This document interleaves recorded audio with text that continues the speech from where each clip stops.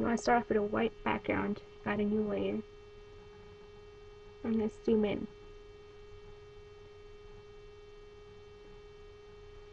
Now you'll need a blue color and your pencil tool. Use the square, and I set it about 0.5 pixels.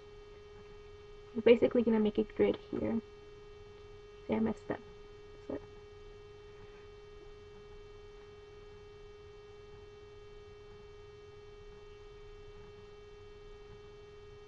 And to save some time, I'm going to duplicate that layer, move it a little bit, and then I'm going to merge all the layers down.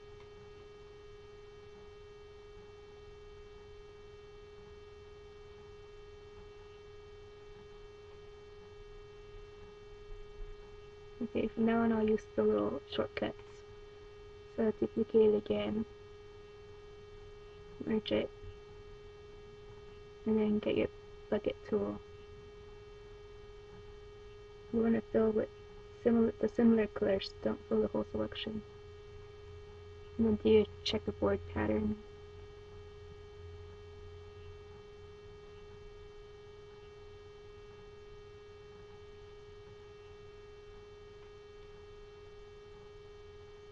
Pick a different color blue and fill in the rest of the squares.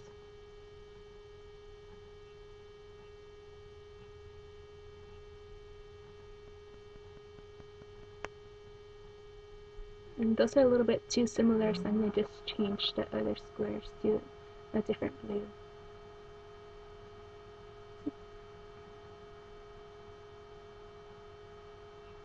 I'm going to duplicate it again, slide it over.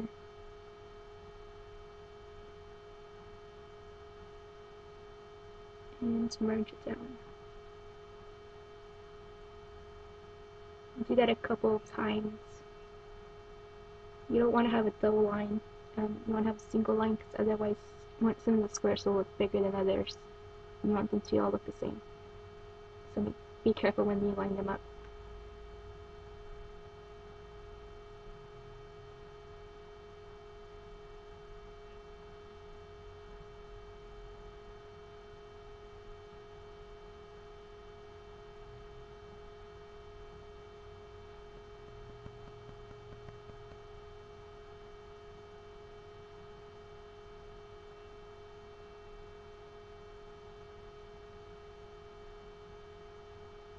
Alright, I added a new layer, and I clicked on the blue grid layer, selected the transparent parts, inverted it, then clicked back onto the new layer I had created, chose my gradient tool, a black and white gradient, started at the bottom, worked up, so I had black on the bottom, white on the top.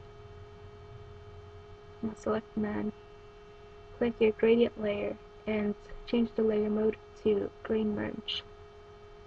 And you can change the opacity. It took me a while to figure out what I wanted. Set it at whatever you like. I think I set it like at 86 or something.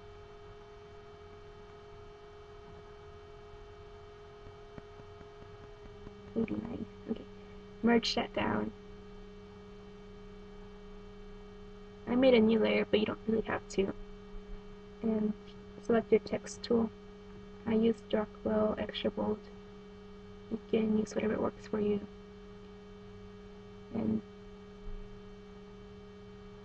I did about 1.25 inches at first, but I changed it back to 1 inch.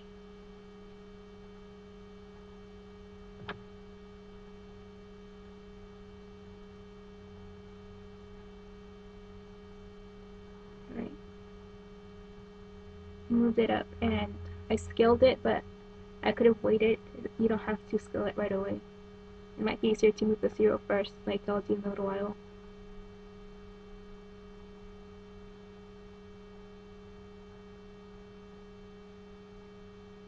GIMP was lagging because I had Camtasia on. So then you can scoot whatever the second number is over, if you have a second number, because there's a big gap and it doesn't look good. So cut it, paste it, grab your move tool, and scoot it over. Now you'll have to anchor that layer down, or you can select that layer and click the new layer icon and I'll do the same thing. I just anchored it. Alright, so now you can scale it. I accidentally click rotate. To get a uniform scale, just hold down the control key while you're scaling. That way it won't like distort it too much.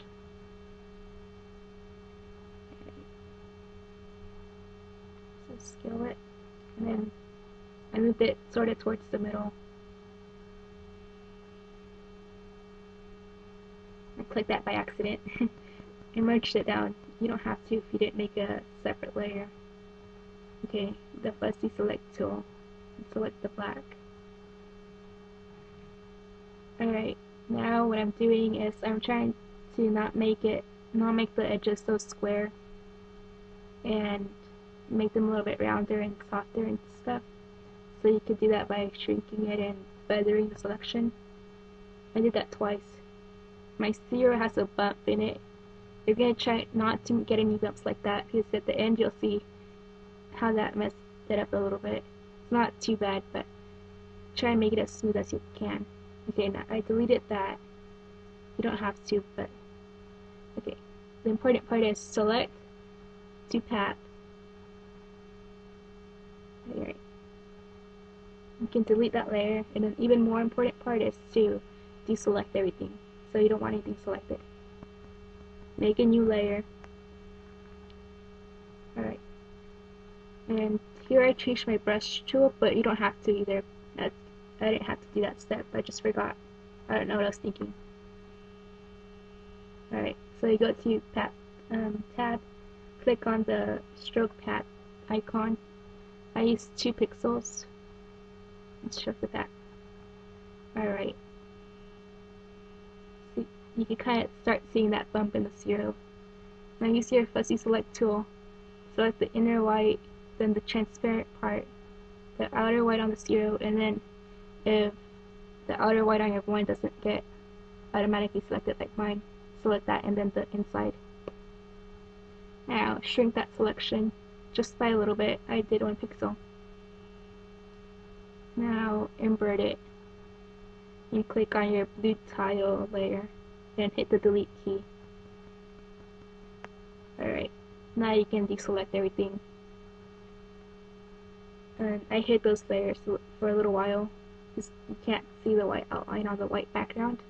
So I chose a green color. You can use whatever you want. Then I used the fill tool and changed the white background to the green. And hit the eye icon back onto those layers. Zoomed out a little bit. Now you can merge those 2 number layers down. I did a drop shadow. I think it looks a little bit better. Again, you don't have to, but I like it that way. And it's a little bit out there, so I scooted it over a little bit. Alright, now merge those 2 down, and we'll merge everything. And I cropped it because I have a lot of blank space out there. So, hit the enter key, and there you go, a Mario Party styled number. You can do whatever numbers. I hit 10 because I like moving the most spaces.